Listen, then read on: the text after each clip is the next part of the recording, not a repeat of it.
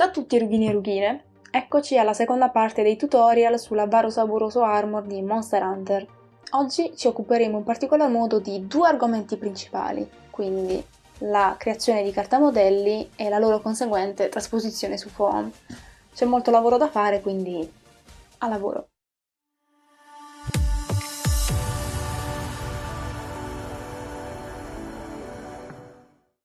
Nello scorso video abbiamo terminato una prima bozza dei lavori, però ci manca ancora un passaggio prima di passare alla manipolazione del foam vera e propria. Cosa ci manca quindi? Ovviamente ci mancano i pattern, detti anche cartamodelli, chiamateli come più vi fa comodo. Ci sono infinite maniere, come per tutto il resto, di fare i cartamodelli. Per esempio alcuni cosplayer prendono il modello 3D del proprio personaggio, lo scompongono e ricavano da lì i propri pattern. E io per questo progetto, in particolar modo, utilizzerò un programma molto famoso, magari non nell'ambito del cosplay, che si chiama AutoCAD.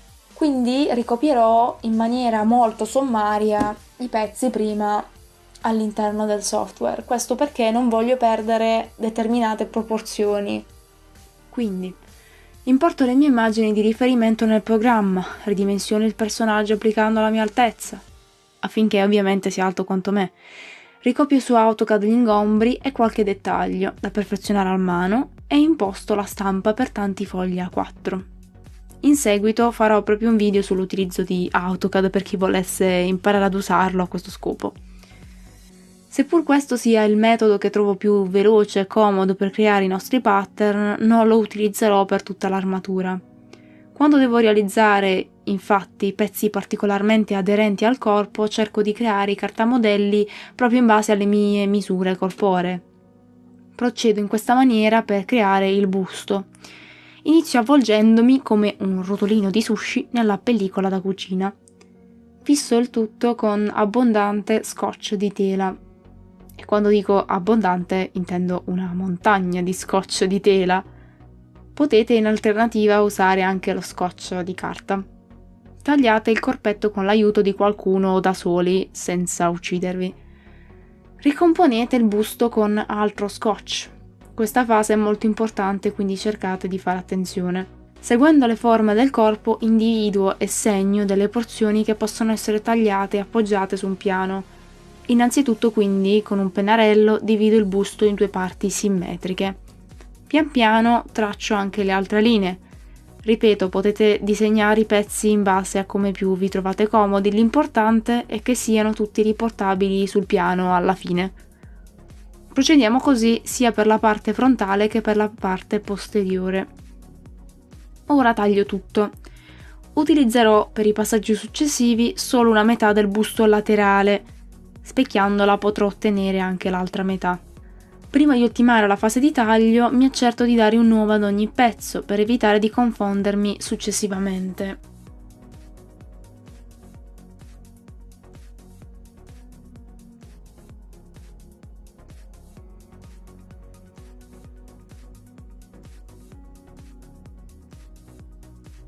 Posiziono tutti i pattern su un foglio di foam da 2 mm. Di solito si usa quello da 5 mm, ma per la particolare conformazione della mia armatura procederò in questa maniera insolita. Assicuro tutti i pattern al supporto con dei pezzettini di scotch affinché si muovano il meno possibile durante la fase di ridisegno su foam.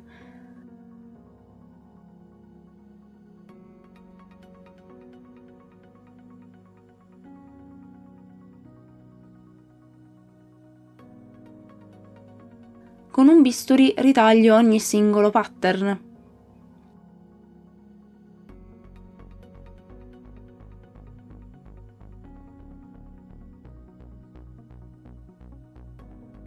Applico un sottile strato di colla a contatto sui dorsi dei pattern e infine li attacco nell'ordine corretto tra loro. Premetto che utilizzare il foam da 2 mm in questa maniera è molto complicato. Potremo correggere ogni imprecisione, anche grossolana, in una fase successiva. Con una pistola termica riscaldo la porzione di busto appena ultimata, la applicherò al manichino in modo tale da dargli una forma meno spigolosa. Addolcisco ancora una volta gli spigoli con un utensile rotatorio multifunzione. Con del sigillante, in questa fase ho utilizzato il Quick Seal, sigillo le aperture dei giunti. Successivamente lo riapplicherò più e più volte livellando tutto con un po' d'acqua. Seguo lo stesso procedimento per la parte posteriore del busto. Taglio infatti i triangolini.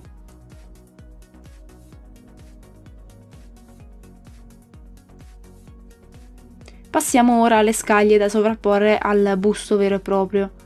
Stampo i pattern che avevo precedentemente creato su AutoCAD. Mi assicuro prima di tutto che siano delle proporzioni giuste attaccandoli al busto. Una volta essermi accertata della loro correttezza li riporto su foam, esattamente come ho fatto per i pattern della base del busto. Per il pezzo appuntito taglio 2 porzioni di foam da 5 mm e le sovrappongo. Con un taglierino affilato scolpisco la forma. Incollo sopra questa base grezza uno strato di foam da 2 mm. Facciamo la stessa cosa anche per la squama centrale del busto. Per le restanti parti utilizzo semplice foam da 5 mm. Con il mini trapano utilizzato prima smusso i bordi di ogni singolo pezzo. Allo stesso modo preparo i pezzi per il collo.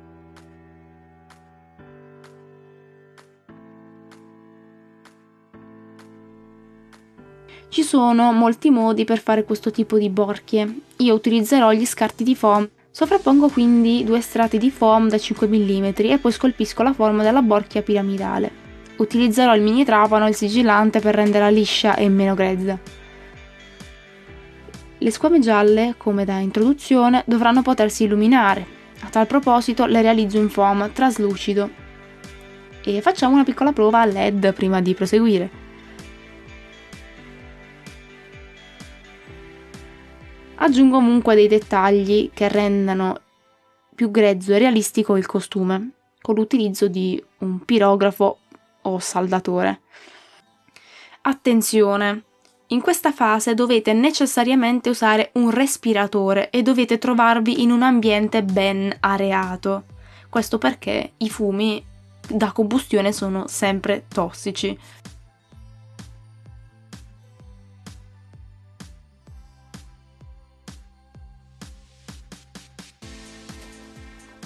E ora è il momento degli spallacci. Procedo nella solita maniera e quindi inizio stampando i pattern al PC.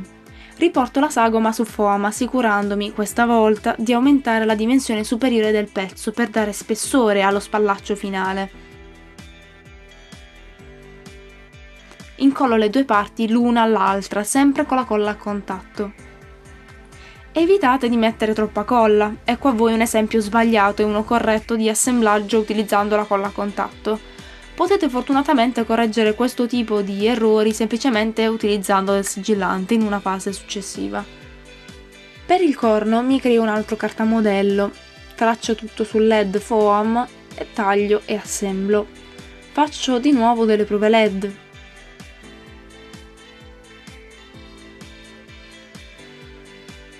Ed ecco il corno completo. Ripeto le operazioni anche per il secondo corno. Disegno ora i particolari su ciascuno spallaccio e aggiungo i piccoli corni laterali.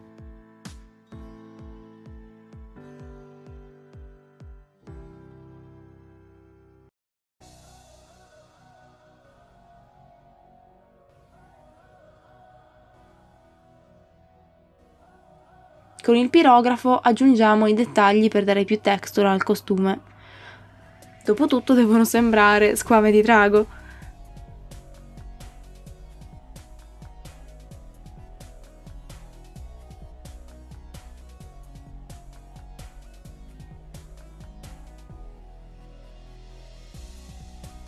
Passiamo alle catene.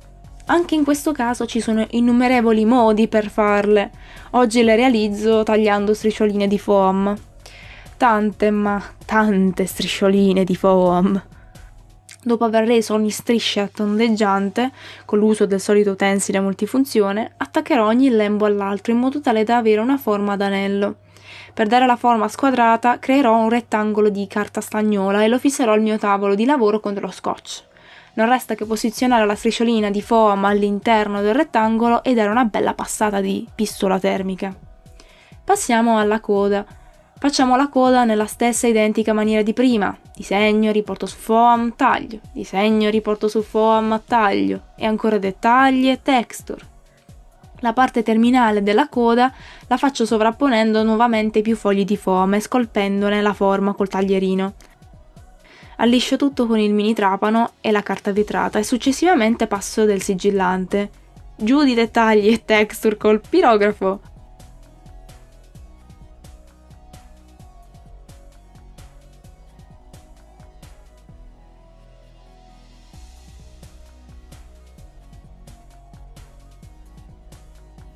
Dopo aver utilizzato ancora il sigillante, apparirà così.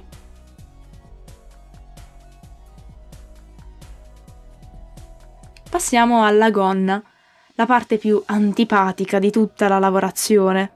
Stampo ogni pezzo precedentemente disegnato su AutoCAD. Con molta pazienza sovrappongo tutte le fasce appena ritagliate.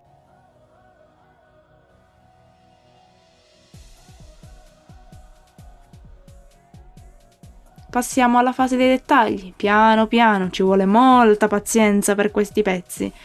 Ritaglio ora le squame gialle sul LED foam.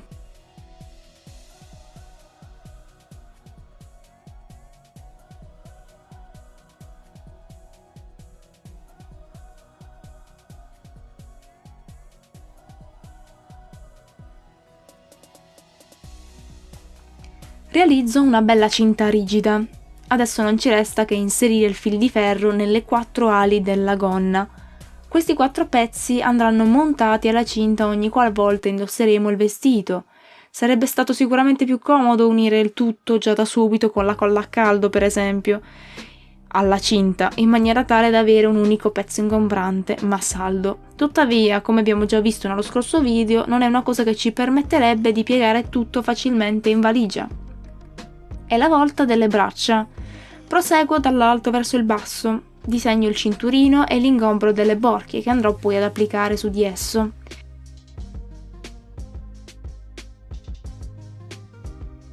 Verifico che abbia effettivamente le dimensioni compatibili col mio braccio. Imprimo tutti i dettagli col pirografo.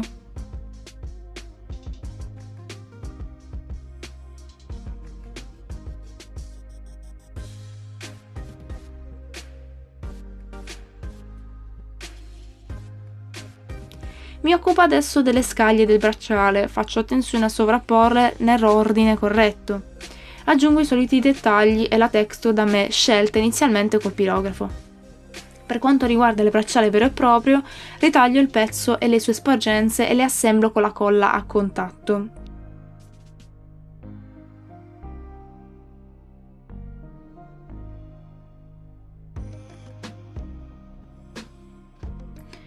Ritaglio anche gli artigli e le protezioni per le mani. Dopo aver aggiunto dettagli in rilievo col sigillante, gli artigli risulteranno così. Facciamo le prove dei bracciali ultimati col velcro. Uniamo bracciali e squame.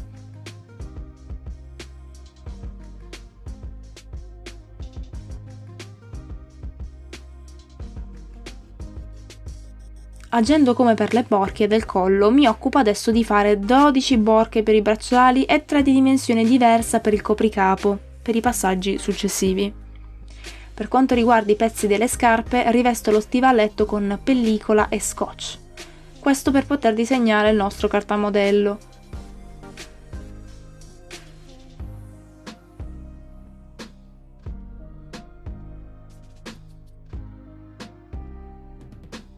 Come da programma, divido la scarpa di foam in 2 parti, parte anteriore e parte posteriore. Aggiungo i dettagli col pirografo e unisco gli spuntoni ai 2 pezzi di scarpa con una colla a contatto e sigillante.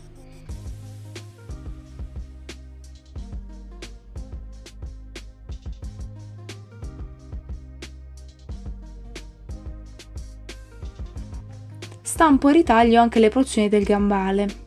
Incollo l'una all'altra aggiungendo i dettagli. Gli darò la forma scaldandolo con una pistola termica e applicandolo alla mia gamba per 1 minuto.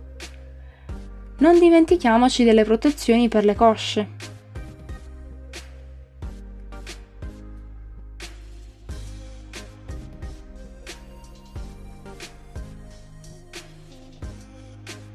Adesso mi occupo invece di creare gli artigli dei gambali. Taglio, sovrappongo il foam e scolpisco ogni spuntone col taglierino e le forbici. Il gambale, dopo aver aggiunto i dettagli col sigillante, risulterà così.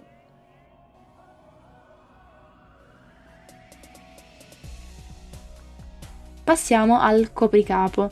Ritaglio prima le squame laterali del viso e poi la striscia che andrà apposta sul cerchietto per capelli.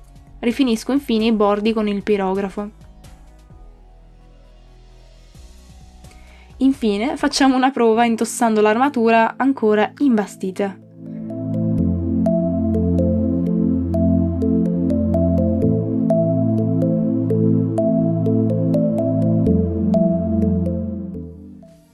Per oggi è tutto, nel prossimo video vedremo come verniciare l'armatura. Iscrivetevi al canale se vi interessano i miei video e per supportarmi se vi fa piacere. E alla prossima!